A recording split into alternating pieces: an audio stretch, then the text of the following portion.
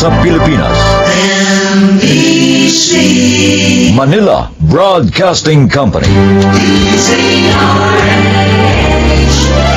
DZRH, member, kapisanan ng mga broadcaster ng Pilipinas. Nakialamera pala kayo Yung anak niyo nga hindi ako pinipigilan, kayo pa? Naku, umalis na nga kayo at huwag niyong pakialaman ang buhay namin!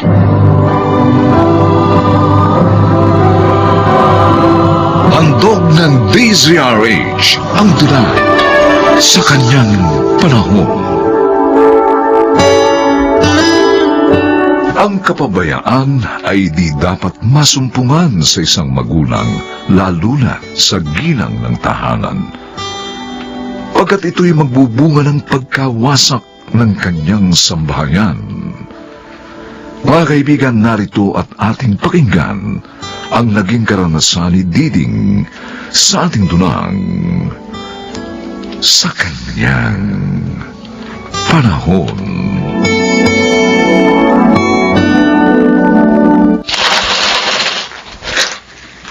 Sa letrang O, kalbo!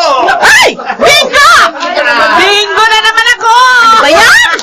Panalo ka na naman? Ang laki na natalo ko sa'yo, Diding! Ikaw talaga eh. Talo ka. Oy, ganun talaga ang buhay, mga kasama. Araw nyo noon. Ngayon naman ay araw ko, ha? Oh, siya. Oh, alis na ako. Eh bakit aalis ka na? Ikaw naman, Titing. Ang nalurin mo naman kami kahit sa pesit lang. Ay, ano ba kayo, Nora? Berto? Iniwan ko na sa kapitbahay yung anak ko. Yung anak namin ni Lucas. Tsaka kanina pa ako dito Kanina pa rin kayo talo. Eh bakit ba? Pagagalita ka ba ni Lucas? Pag nalaman nagbingo ka? Ako? Magagalitan niya? Ha? Takot lang nun sa akin. Yabang nitong kaibigan ko. Porke maganda. Ano? Talaga? Kaya nga patay na patay sa akin si Lucas. At kahit alam niyang ginagawa ko, tumatahimik lang yun. Takot lang siya mawala ka, ha? Oo, talaga. Hindi naman kami kasal At magagawa ko siyang iwan kapag nagkamali siya.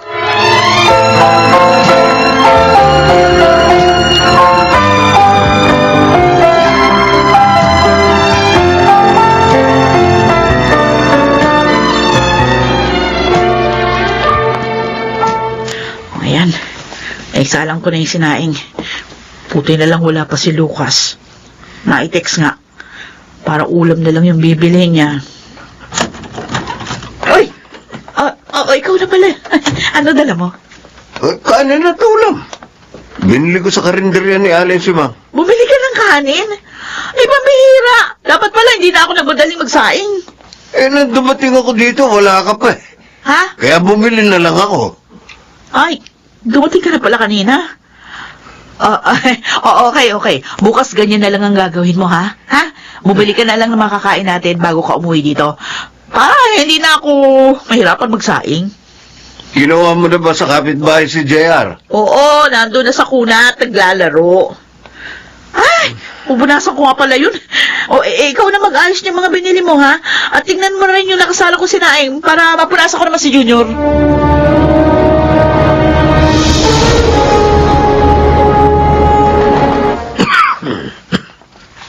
Ay, kayo pala, Nay. Napasal kayo. Dinalaw ko kayo ng apo ko. Dinalang ko tuloy kayo ng nilagang baka. Nalaman ko kasi sa pinsan mo na 2 araw ka na raw na hindi nakakapasok sa trabaho. May sakit ka raw. Oo nga ho Naulanan ho kasi ako, pero mas maayos na ang pakiramdam ko ngayon. Salamat po sa ulam.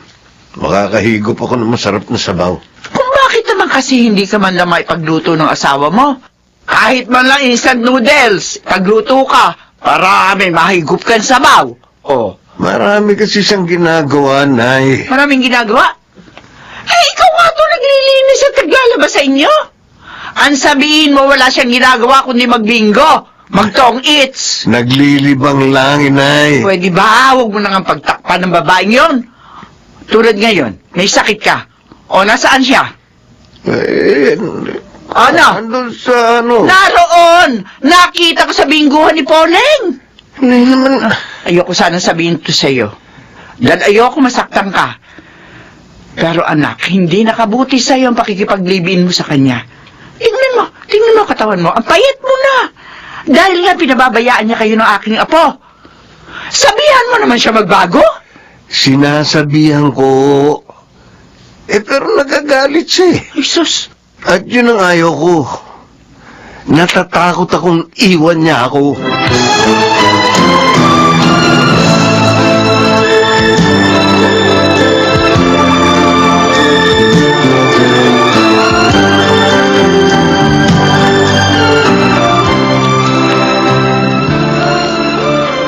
Ay, Diding! Kala ko hindi ka na makakarating eh. Patuloyin mo muna ako. Ang init sa labas Ay, oo nga pala. O, pasensya na. Halika na, pasok ka na. Bakit mo naman sinabi na akala mo hindi ako makakarating? Kasi sabi mo, may sakit si Lucas. Oo nga, meron naman siyang gamot. Kaya niya na yun. Sa bagay. Yung anak nyo. O, di nasa kanya. Sa bahay lang naman siya ngayon eh. O, di siya mag-alaga. Bilib talaga ako sa'yo. Kayang-kaya mong pasunurin si Lucas. Mhm. Tara na. Para mabot tayo sa jackpot. Uy, sigurado ka bang malaki yung tatamaan sa bingo doon sa kabilang baryo? Oo. Fiesta dun eh. Ah, Pero syempre dapat malaki rin yung puhunan mo. ay, walang problema doon. Hindi ko muna binayaran yung bahay namin para may magamit akong pansugal.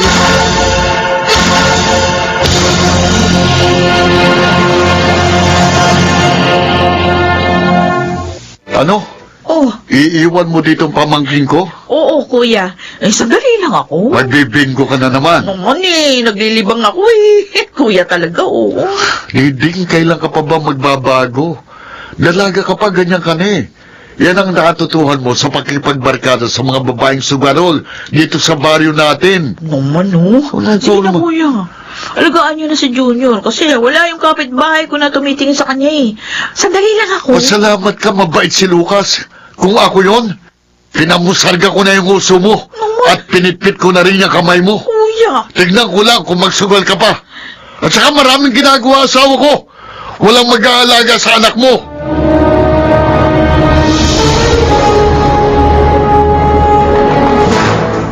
Laura, hindi ako makakasama. Naku, sayang naman. Ang laki ng tayaan ngayon. Baka manalo ka. Wala akong pera. Una pa sa mga utang namin yung sinahod ni Lucas. Di gawan mo na lang ng paraan para makasama kita. Magbenta ka. O kaya magsanla ka. Benta? Oo. Ay, sige. Itong TV namin, bibenta ko. Para meron akong puhunan. Total, hindi naman nagagamit ito eh. Dahil lagi akong wala rito. O tayo na. Huwag na tayo mag-aksaya ng oras.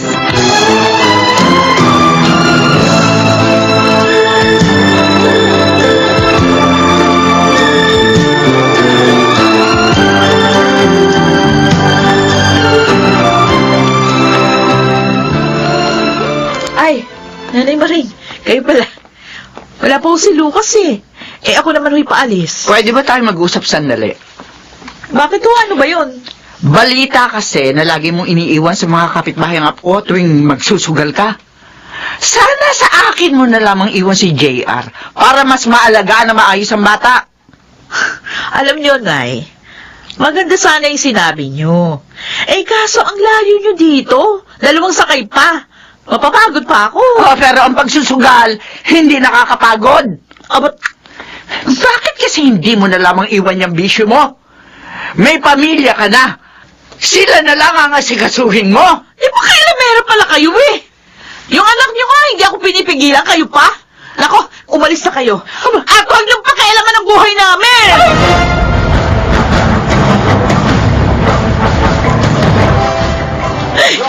Yes! Wisit! Kanina pa ako natatalo. Talagang ganun. Araw ko ngayon, Diding. Wala na akong puhunan. Naubos ko na yung binigay ni Lucas sa akin pang gastos. Magkaroon ka pa. Pautangin kita. Malay mo, makabawi ka. Sige.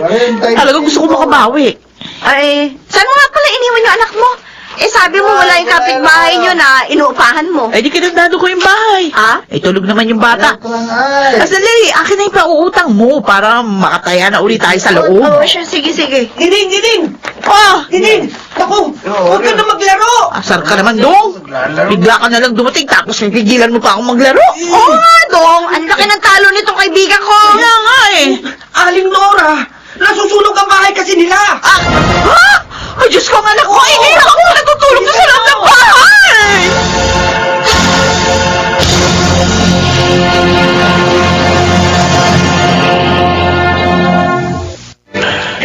Paring Lucas, tama na yan. Lasing ka na eh. Hayaan mo lang ako, paring Eman. Gusto ko lang makalimot. Kahit pansamantala, malimot ko na namatay ang anak ko dahil sa kapabayaan ng kanyang ina. Huwag ka sana magagalit, pare, no? Matigas kasi yung ulo ni Diding. Lagi naman siyang sinasabihan ng Kuya Mario niya eh. Pero ayaw niya makinig. Pati si Aling Maring na nanay mo, sinagot niya ng pabalang. Inabuso niya ang pagmamahal at pasensya ko sa kanya. Eh, gano'n na nga yun. Wala siyang kwenta. Buti na lang, hindi pa kami kasal. Ha? Anong ibig mong sabihin, paring Lucas?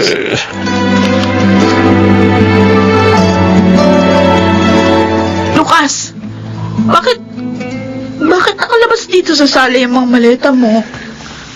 Alis na ako, Diding. Ha? Maghihiwalay na tayo. Hindi, wag naman. Matay na nga ang anak natin, iiwan mo pa ako. Kasalanan mo kaya siya namatay. Lucas, At yun ang hindi ko matanggap. huwag ka naman. Huwag mo akong iwan. Kailangan kita.